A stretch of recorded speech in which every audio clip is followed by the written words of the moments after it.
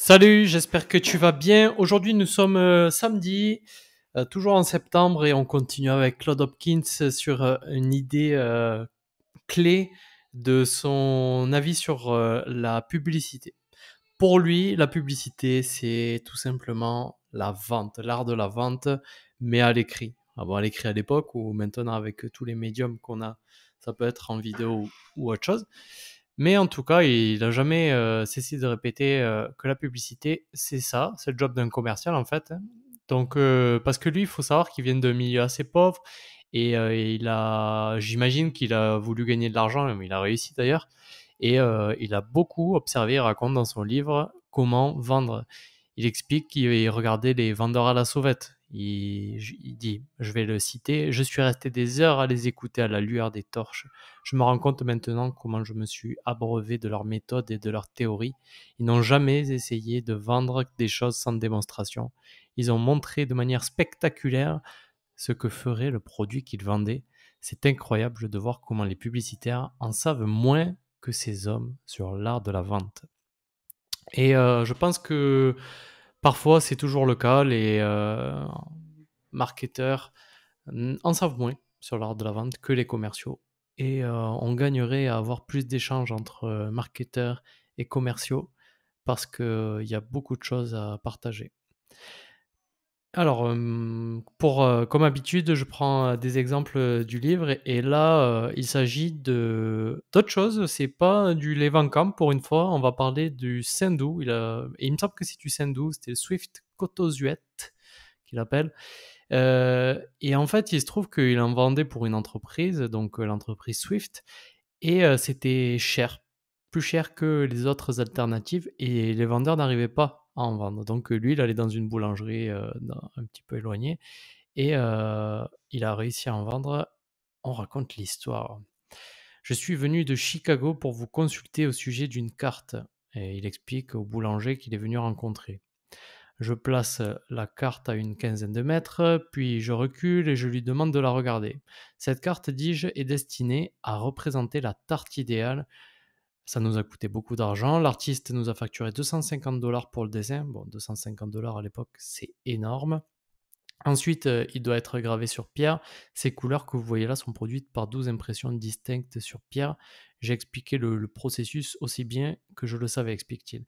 Et donc là, en fait, il essaie de l'impressionner et il lui parle de quelque chose de complètement différent. Le boulanger, à ce moment-là, lui, s'attendait à ce qu'on vienne essayer de lui vendre du saindoux. Et lui, pas du tout. Il est venu pour lui demander son avis sur quelque chose.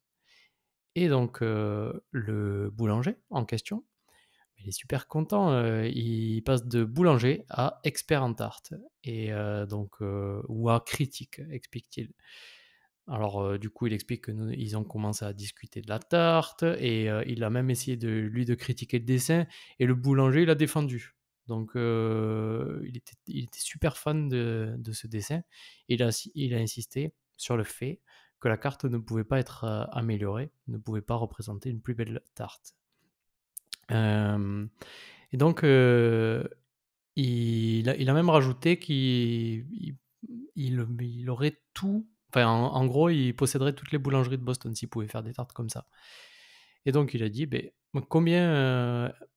C'est monsieur Hopkins qui lui a répondu, combien est-ce que de magasins vendent des Fox Pies, ça s'appelle? Environ 1 millier.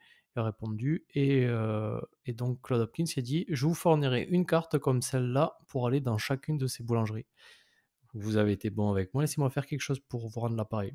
Je dois juste mentionner la Saint-Doux sur ces cartes. Permettez-moi de dire que sur chacun, que rien d'autre que du Saint-Doux Swift n'a été utilisé pour la préparation de ces tartes Fox. Donc, je vais vous fournir 250 cartes avec chaque wagon de Saint-Doux que vous commandez maintenant. Donc, du coup, il lui propose un échange. En fait, il dit, je te donne 250 cartes contre des wagons de Sendou que tu m'achètes. Et le mec, il était tellement fan qu'il a pris 4 wagons et il a récupéré 1000 cartes. Voilà, la leçon, en fait, c'est que l'art de la vente, ben, c'est d'arriver à savoir qu'est-ce qui va faire réagir son interlocuteur. apprendre à le connaître, à savoir ce qu'il veut, ce qu'il veut pas. Il a fait pareil, juste un petit peu plus tard, là je vais pas faire l'histoire, complète, mais il est allé voir un autre, boulanger et cette fois-ci il lui a dit: «Bah, j'ai pas envie de parler de Sendou, mais je voulais vous inviter à une soirée, un petit peu guindée» et le mec en fait, il était super content d'être invité à ça et c'est ça l'art de la vente, c'est, d'arriver à faire plaisir à la personne aussi et ensuite, par, réciprocité, ben, la personne, elle veut te faire plaisir. Voilà. Donc c'est bien d'avoir toujours quelque chose à donner. En ça se fait pas mal avec, un essai gratuit d'un mois. Est-ce qu'on peut faire, des choses différentes? Est-ce que c'est possible? Si c'est possible, essaye de le faire pour ton entreprise. Pour résumer tout ça, lui, pour, Claude Hopkins, la publicité, il explique que pour beaucoup, c'est en fait surtout, le copywriting d'ailleurs, c'est simplement, une rédaction publicitaire, la langue et le style sont considérés comme importants, mais pour lui, ils ne le sont pas du tout. Une écriture si, on retrouve une écriture fine et efficace, beh, c'est qu'il y a un problème en fait. Ça suggère un effort pour vendre et pour lui, chaque effort, beh, ça crée une résistance correspondante. Donc l'art de la vente sur le papier, c'est exactement comme l'art de la vente en personne. Le style, c'est un handicap et tout ce qui attire l'attention du sujet réduit l'impression. Par rapport à l'attention, c'est bien d'avoir de l'attention au début pour, pouvoir engager la discussion. On verra ça, dans d'autres choses. Hem, on peut dire voilà, ben, il explique, on peut dire: «C'est une belle publicité, les photos sont parfaites, la présentation est magnifique». Mais cette idée, ça interdit d'être influencé par l'annonce parce qu'on